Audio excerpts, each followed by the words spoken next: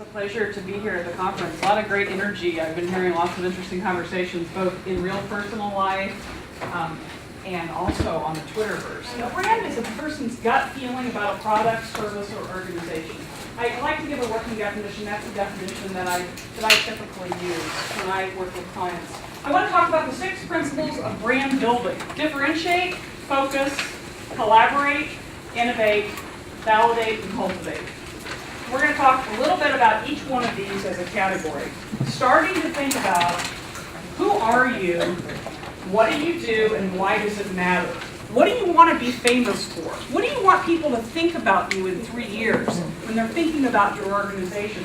So these questions, as simple as they are, really define what your brand strategy is. And again, you're thinking about the people who are already on the inside, already know everything about your organization, but you've got to ask the people on the outside as well. Collaborate. I say it takes a village to build a brand, just like it takes a village to raise a child. And collaboration is, you got to relearn math. People do this in different ways. Some people do 1 + 1 = 11. I did 2 + 2 = 6. The channel partners that you have, the brand ambassadors, the people that you already have in existence, are the way that you become known. So Cindy asked a question about how do you get a brand to be known over time? Well, you guys can do it all. Take all of the stuff that you have, and I mean, if you have it on the internet, print it out, you've got brochures that you use, cards, put it all together on one table and take a look. What is your brand? What does it look like? Who's the audience? What is the message? What is their current behavior? And what do you want them to do? So what are you going to ask them to do based upon the message that you use? What kind of vehicles? By whom and frequency? And you're going to think about all of these things when you start thinking about your packaging materials. I think in today's day and age, you don't have to spend all the money on research maybe that you did before because you have different avenues to get research. So you can do a search on Google. You can do a Twitter search. You can have SurveyMonkey survey some of the people that you actually have as stakeholders. Again, I don't think it has to cost a ton, so I think you just have to kind of reframe your memory because it's really something that we make some assumptions about that we just need to kind of look at. And organizations who can improve their brand, particularly not-for-profits, through some strategic pieces of thought leadership on the internet. So for example, your executive director being on LinkedIn and periodically posting a status. Hey, I'm at the JPro conference, I presented.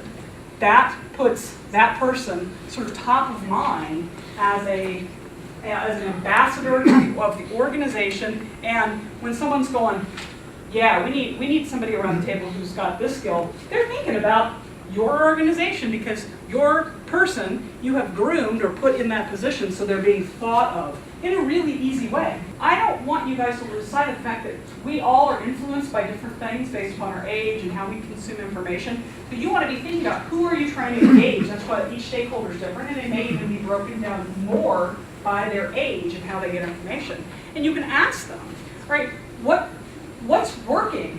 How am I communicating with you now that's helpful to you? And how might we change this? And what are we all trying to do here? Trying to get more donations, trying to get more volunteer hours, we're trying to get more people to know about our organization, and those are the kinds of measurable things that you can identify that really help. Because after all, what's a brand if you don't have awareness and you can't move someone to action? It's not enough for them to know that you exist.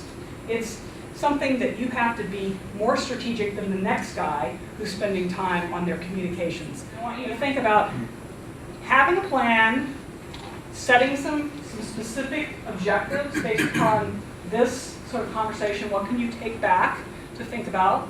I've given you a grid to give that a little bit of thought. And remember that the tortoise will win the race. You will look back in a few years and say, what did we want to be famous for? Which was the stretch goal and which was what we thought we could get to? Where did we find ourselves? What are the brand words? Collaborative, St. Louis based, not specifically one sector or another, that it's an organization that's connected both to all of the people here in the St. Louis area, and it's not necessarily one over another, and it's connected.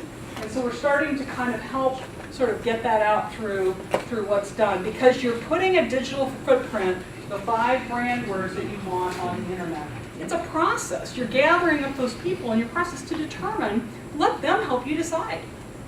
They don't expect you to take everything that they say as a recommendation, but involve them in the process of thinking about it. And your group may say, we're really good where we are right now. We've asked the outside people, they think we're just doing a fabulous job. Maybe we could freshen up our logo, make it a little bit more iconic, or we could get a designer to help us do something a little differently, but maybe that's all we need to do. That's okay. But you're thinking about it. You're taking some intentional time to say, what are we going to do here? Okay, I'm looking for lots of really fabulous new organizations and rebrands and communications messages, and you guys are going to cut through all the clutter. Very excited.